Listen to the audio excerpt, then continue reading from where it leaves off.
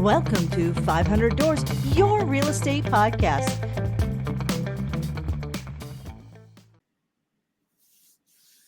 Hello, and welcome back. I'm Kim Hayden. I'm super excited that you're taking a few moments to invest your time in the 500 Doors, knowing that we, as real estate agents, our success is just 500 doors. That's all we need. Serve them well, and we all do well. I'm back in one of my favorite cities in the United States, Chicago. Chicago has one of the coolest histories. It's just got super fun energy to it. So if you haven't been to Chicago, make sure you go. The Bean is in Chicago. Is that right, That's Damone? correct, down in The, Millennium Park. Now, is it true that they have like parking areas that you cannot park around because of the reflection off the Bean? That would be a new one to me, but essentially because of the position of the Bean in the park, there's no place nearby to park anyway. Okay. Yeah, I had heard something about the reflective surface of the Bean, that they had to put a coating on it after it was Oh, put in the park because it was getting the radiant heat coming off of it, the that reflective I believe. heat. Yeah, Yeah, because it's that a I big believe. silver thing. It's like the mothership And it landed in just the park. roasts all day. Yeah, that's all it does. That's Yeah. all. I'm gonna go over to the Bean and cook my hot dogs. Well, welcome to the show, Damone. I'm Thank super you. excited that you're here. And yes, folks, that is a wall of vinyl behind him. Maybe we'll find out a little bit about why he has a passion for vinyl. But can you first share with us who you are and how long you've been in business in Chicago? Sure. So I'm Damone Richardson. I am originally from Chicago. Uh, Went to high school here, went off to college in Wisconsin, came back, did a little work, went back to graduate school, moved down to Austin, Texas, which was fabulous. Stayed there for a while in the corporate sector, went to DC, where I was a speechwriter. I was doing research and that kind of stuff. Did that for a few years. Then I went to New York. And while I was there, I had a long stretch, about 12 years. So I did research, I did writing, I published quite a few articles, a lot of consulting work, and then left higher ed. So that was at Cornell University, left higher ed, and then went to become head of HR at a movie studio. And Ooh. I can just tell you, every day was an adventure, and the drama was not just on the screen. Did that until I think about 2010, came back to Chicago. Did a little bit of HR work for a few years to kind of figure out what I wanted to do. But one of the things about me is I'm an incessant networker. So I was constantly, even as an HR person, building up that Rolodex. And then I just hit a certain point where I was like, well, I had started other businesses before. Some of them were still going. And I knew I wanted to get back out there in the entrepreneurial space. But I also knew that I didn't want to, neither did I have time to recreate the wheel.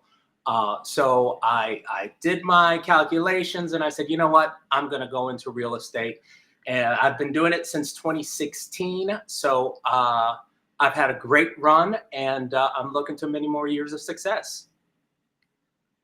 What I find fascinating is the high performing real estate agents, the ones that are consistently, and I'm not talking about the peaks and the valleys, folks. I'm talking about the agents who consistently hit the mark. They have a target of 24 transactions annually, and they hit that mark consistently because they've got systems, they've got connections, they're following things. Yes, I know, depending on where you're at, if you're in Wichita, Kansas, you can do, 60 a year. If you're in LA, to do 12 a year is the same kind of level. So you have to know the market. When I'm talking numbers, you have to know the market. What I find really fascinating is the number of people who have been in teaching or medical backgrounds, or I interviewed somebody who was a lawyer previous that have come over into real estate, have been able to really transition well into real estate. What do you think your kind of that unfair advantage you have from your past, aside from the networking? What do you think is your true advantage that helps you with success in real estate? Sure. So I think it's a few things. Number one, I'm very well versed in research. So I'm very comfortable digging into numbers. I'm very comfortable with qualitative research and kind of putting themes and stories together. Also, because I was a speechwriter, I have a pretty firm grasp on the English language, and I'm able to communicate with people, very complex concepts and boil them down to kind of everyday layman's language. And then I would also say that because of the work that I did in New York, so it was in higher ed, but was primarily research and consulting. I had experience in building a practice from the ground up. So eventually, I had a practice in doing research and training in the entertainment industry, which is how I ended up at the movie studio. And then I would say, lastly, the experience as an HR director just kind of gives you, a set of intensive listening skills that it's tough to get anywhere else when you're dealing with employee problems, when you're negotiating projects or contracts with a union and things of that nature. You really have got to have your sixth sense with you, so that you can begin to position, understand other people's perspectives, and ultimately create a win-win situation for everyone, because the best deals are the deals that nobody's completely happy with, right? Well, and that leads me to, so let's delve into that a little bit, because I think that this is information that newer agents, or maybe not as seasoned agents, Sure. really need to get some insight. And we're going to jump around a little bit. Typically, I have a whole flow to this show, but you've led into something that is something that I had challenge with when I Sure. first started real estate, and that's that turtle effect, right? Uh, so we know that the National Association of Realtors surveyed people who had purchased homes, or people who were selling homes, sellers, and they said it was 87% of homeowners would have used their previous agent if they could remember them, if they followed up with them or anything. Absolutely. And yet only 12% of the people surveyed did use their previous agent that helped them purchase the home. Right. And that comes to that whole HR navigating. A lot of agents, I think, don't reach out because they're afraid that they screwed up, or they fell short somehow. Sure. What is your thoughts around this? And what are some of the things that you do, because you have the training and the expertise, to mitigate that emotion, that feeling? Because I find that emotions get in our way of performing at the highest level. Yeah, I tend to agree with that. I think a lot of newer agents are aiming for perfection, and this is not necessarily a business where you're going to be able to achieve perfection. So what you want to be able to do is communicate very effectively in the medium that your client prefers to communicate in. Check in at least twice a week. You're getting updates. You're updating them on the progress of the situation. And I think, once you get through the transaction, even if you may feel like you weren't perfect, I think it's still incumbent upon you to stay in touch with that person. If there's something that didn't go right in that transaction, they'll let you know. Sometimes you have an opportunity to make up for it, and sometimes it's just in your head. So I think, despite the fact that you may have some trepidation about reaching out to people after a property is closed, I always continue to reach out. I have them on my snail mail list. I have them on my email list. They're in line for calls for me, 5 or 6 times a year. I remember the birthdays. I remember the purchase anniversaries. So even if maybe this thing didn't turn out perfect at the time that you did it, you still have an opportunity to kind of improve upon that image as time goes forward. You know, and I love the fact that you talked about the different ways of engaging, and the fact that you said it may be in your head. Yeah. Um, and we're going to circle back around to this at the later in the show, but I would love for you to tell us a little bit about your market, Mhm. Paint us a picture as to, you know, what your market within Chicago, because we know cities have multiple markets. Yep. And so tell us about your market. So Chicago is a very diverse community.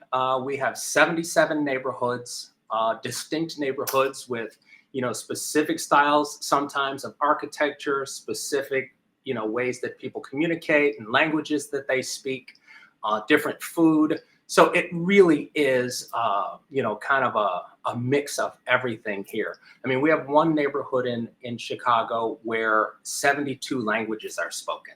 So it's a very diverse community from top to bottom. The city overall has had pretty significant price increases in housing. Since 2021, for example, prices are up about 20%. In the last year, prices are up about 7%, but the number of transactions is down in the past year about 10%. So at that average price of, $360,000 in Chicago, it means that a household has to have somewhere, in the range of $100,000 to $110,000 to be, able to get into a home. So that is a challenge kind of on the lower side of the market. But then we have other neighborhoods where it is not uncommon to see $1 million sales happening all the time. That said, some areas that weren't growing 10 years ago are growing really fast now. Some areas have kind of stagnated, but I would say of the faster growth neighborhoods over the past few years, you've got Woodlawn, which is the location where they're building the Obama Library. You've got some mainstays like Lincoln Park is always pretty strong. Lakeview is pretty strong. Logan Square has really come up quite a bit in the last 20 years. And then right here where I live in the West Loop, I mean, this is an area that 30 years ago was Skid Row. Yeah. And now it's home to multinationals. We've got McDonald's, we've got Mondelez, we've got WPP, we've got Google. So it has just been a wonder to watch. And now, the neighborhood doesn't even look the same as it did when I first got here in 2010. And Chicago seems to have something for everyone.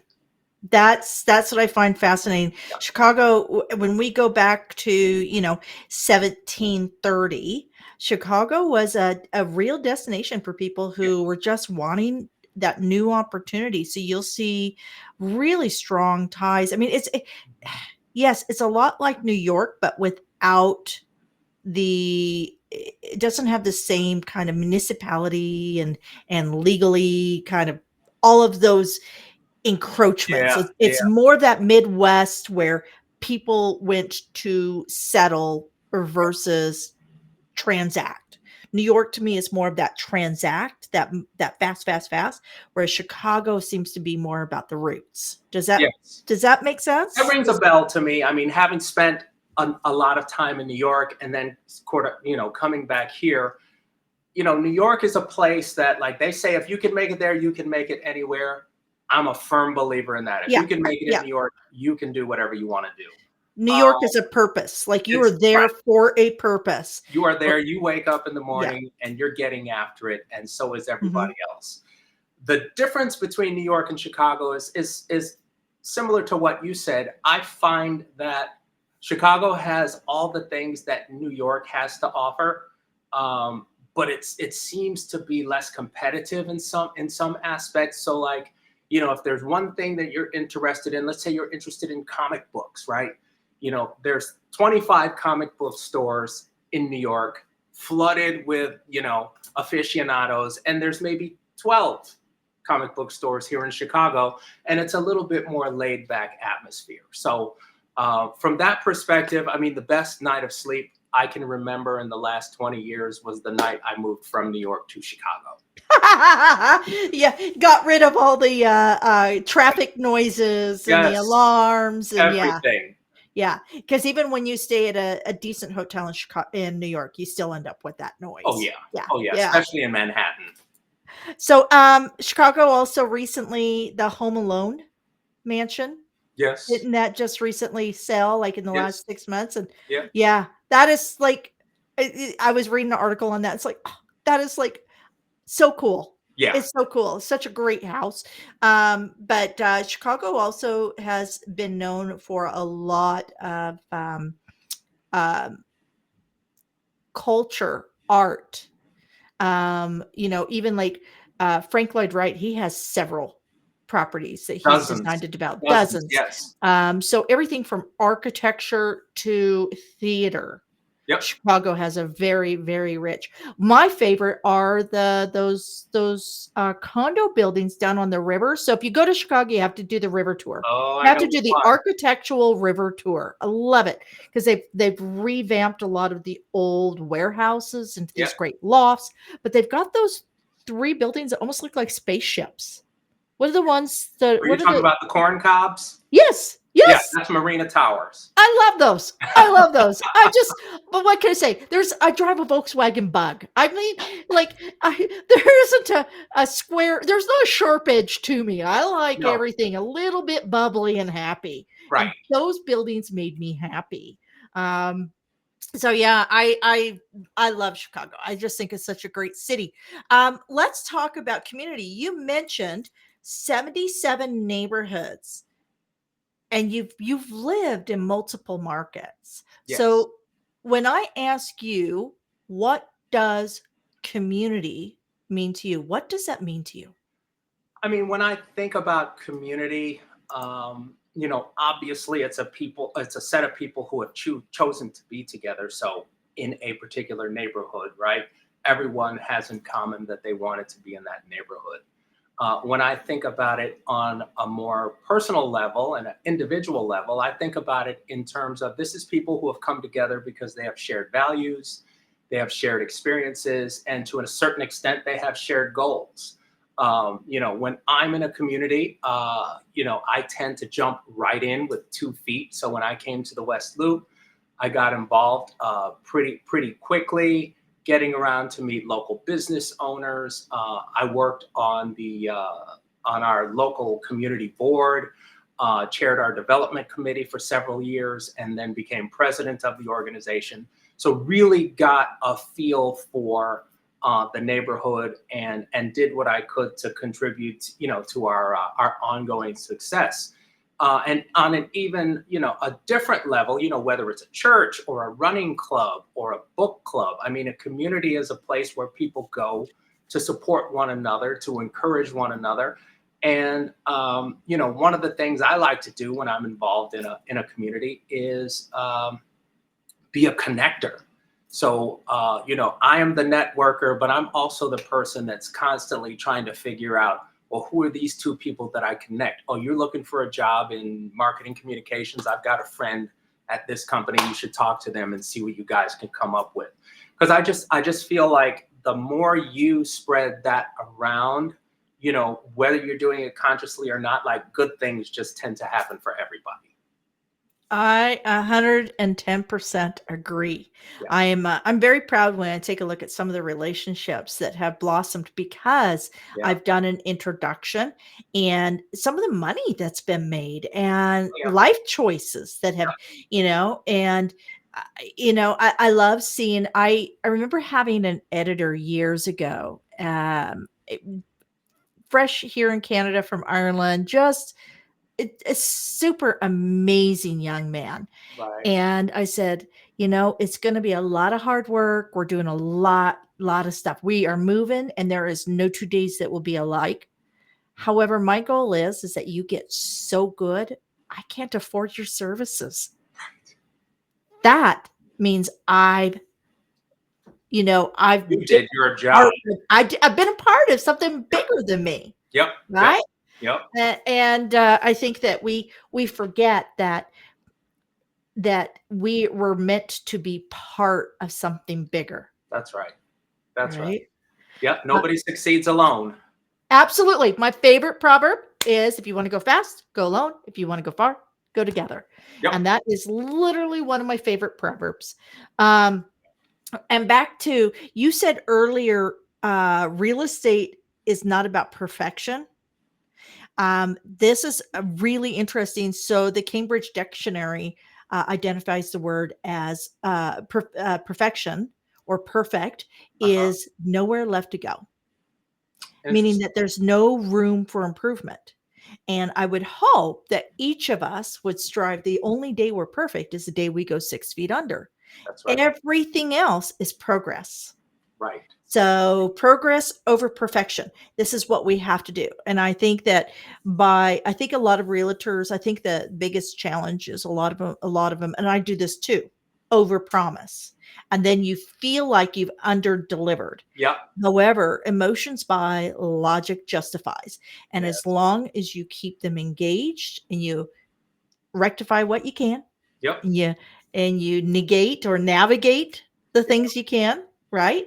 Yep. I think people are pretty happy with that because I think we're all getting used to not ever getting anybody on the phone when we need service. We get a That's chat right. bot, right? Right. And you get a chance at being way better than any other platform out there.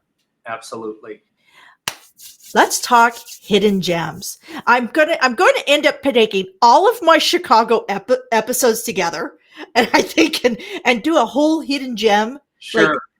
do a travel with Kim kind of day and Yeah. have a Yeah. guided tour because I get the best insight on Chicago from real estate agents. Yeah.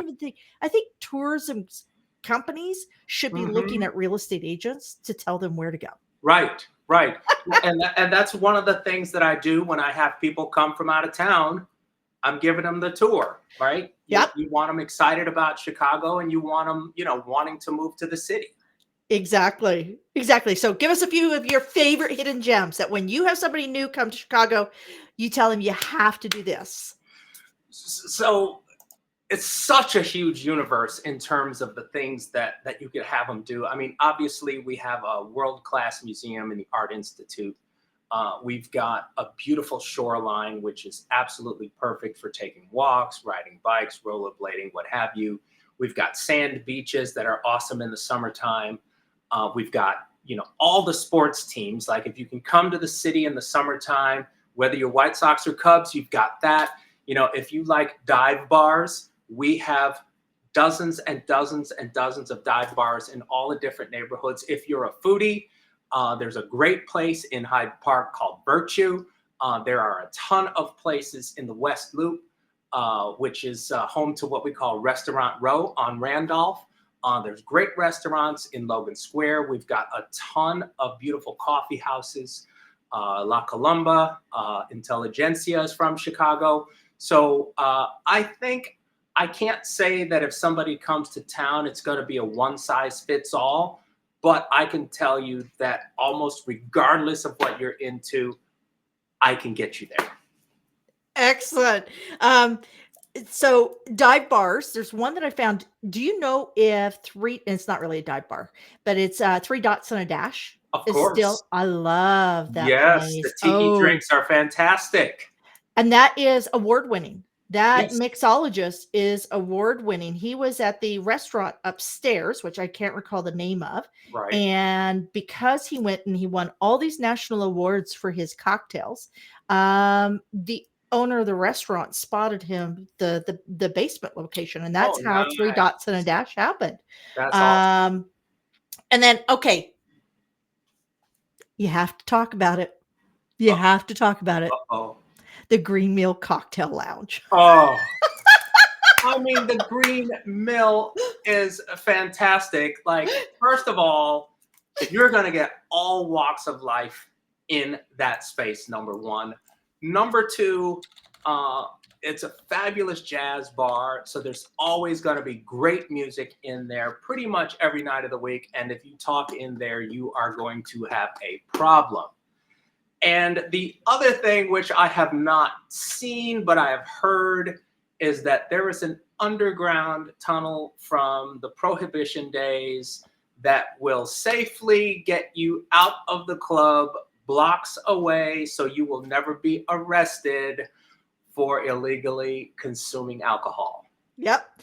Capone is synonymous with the Green Mill history, the Yep. folklore. And it's funny because so supposedly there is a tunnel that comes out, but there's also tunnels that will go in and out from Chicago all the way to the Canadian border. Whoa. Yeah. So in north of Chicago is Saskatchewan and Manitoba, but there is in Saskatchewan there is Moose Jaw, Okay. Saskatchewan actually has underground tunnels that go to the border Wow. where they were smuggling hooch out. Basically, it was Siemens. Oh, what is it? What is the god awful hooch that Chicago has that they serve? What is it called again? It's awful. Malort. Lord, it's awful. I If I could actually put a flavor to a 14-year-old boy's gym socks, it would be that. I tried it. It's terrible. It's awful. It's terrible. Awful. It's terrible. Another little known fact about Chicago, if you like really kind of high level humor, that is just point blank. There's a thing called Chad the Bird. Have you ever seen Chad the Bird I have not. at the Green Mill? Oh, look it up. Look it up. All you have to do is go chadthebird.com. He's also on the shows are on YouTube. It's definitely, you have to be next level because the play on word and language. Oh, yeah. Damone, you probably love it. Go to YouTube, check out Chad the Bird. So good. Like, I don't understand half of it, to be honest, because Right. they're really big words and a lot of play. But my husband, I just watch him and he howls. He howls, right? I love it. So lots to do. Let's take this back one notch. Okay. I would like you to share with us. So anybody who's listening to this now, if you're going to Chicago, you got to give Damone a call. Let's jump into, I would like you to give us 3 things daily that you do that leads to your satisfied clients, leads to a satisfied community, a community that feels informed and well taken care of. What are 3 things you do on a daily? So I'll tell you, it starts with kind of setting my intention for the day. So I am typically up at about 5 a.m. And, by 7 a.m., I've worked out, I've meditated, I've read, a book, whether it's on real estate or what have you. So I get myself in the proper frame of mind to begin with. Generally speaking, the night before, I've jotted down several things that I want to accomplish in the morning. So I tend to break my day into 2. So in the morning, I tend to work on the business. And then in the afternoon, I tend to work in the business. So, the things that I do to satisfy clients, obviously, it's phone calls, it's texts, it's updates on the status of deals. It's updates on these are the properties we're going to see this weekend. Sometimes I get updates from my lenders. It's updates on interest rates. Maybe it's time for you to lock and stop waiting for things to turn a different way. So, between it and it really with the clients, it's all about communication. So it's written communication, verbal communication, and electronic communication. And sometimes in between that, I try to put together a few Instagram stories. Social media is my Achilles heel. It's the one thing. I'm a 55-year-old female. It wasn't my shtick growing up. So Understood. it's like everybody, and I've hosted TV shows on cooking, and everybody goes, "Why don't you have more food?" And it's like, because I like to eat when it's hot. Just saying. I spent 25 years of not eating with food when it's hot because I was serving the family. Right, now it's like, I like to eat when it's hot. Let's dissect. I want to do one quick thing before we wrap this. Okay. I would like you to dissect. You just had something that was so incredibly important, because I see that a lot of people don't treat real estate. I see a lot of real estate agents come in and they treat it as a sales job. They do not treat it as a business. Think of it as, yes, you come in, you have contracts, you have structure, you have rules and regulations. So think of it almost like a franchise. Right. You are the Right. franchisee. You're walking in, you have a set structure, but how you grow that franchise is up to you. So you just said on and in. Hmm. You break the day into two, work on and then in. Yes. Can you please explain the difference between on and in of your Sure. business? So when I talk about working on the business, what I'm talking about is doing the things that are going to help me continue to be successful. So in the fall, right, we're getting geared up for 2025. So the things that I'm working on the business in these days is I'm cleaning up the database. Um, I'm trying to set up home buyer workshops for 2025. I'm reaching out to my clients who have been on the fence all year. I'm working on those sorts of things. I'm working on the marketing. I'm working on how I'm gonna plan out my social media calendar. There's so many different things. Now, when you're working in the business, that's when you're really talking about, okay, it's the day-to-day stuff. You're going out to show properties. You're returning phone calls to clients who have questions. You're interviewing new clients. You're going on listing appointments, and you're doing those sorts of things. So the difference between on and in really is they're both client focused to a certain extent, but when you're working on the business, you're working on expanding that umbrella. You're working on expanding your lead gen opportunities, and you're working on increasing the profile of your business and making sure that it runs efficiently. And I think that's so important because I think too many agents are so they're drowning in the business that they don't step back and get the structure. I worked with, like, I was one of Brian Buffini's. He's my number one favorite coach Okay. personally. I have no problems putting out there. I'm a Right. huge Buffini fan. Yep. But you really need to have a mentor, a partner, somebody that you can be held accountable by. Mhm. Um, if you're just sitting in a silo doing it on your own, you're Tough. probably going to fall off the wagon. Yeah, it's tough. Yeah, Tough. very much so. Yeah, and it's interesting because I'm a solo agent. I have some assistance with some of my marketing activities and things of that nature. But by and large, I dig in on my own, from 8 a.m. until noon. And then the part where I get to interact with everyone else is the afternoon and the evening. So, I still have my share, but I feel like if you're gonna build a business, you're gonna have to spend some time alone with your thoughts, coming up with your ideas and your version of the next best mousetrap. The next best mousetrap. All right. So, Damone, if you can walk us through, just maybe tell us where we can find you. I've got Sure. everything up on the screen. We will have all this information in the show notes. But for our audio audience, if you could just give us your website and all of your socials. Sure. So my website and my socials are pretty consistent. Website is damonetherealtor.com. That's www. Facebook is Damone the Realtor. Instagram is Damone the Realtor.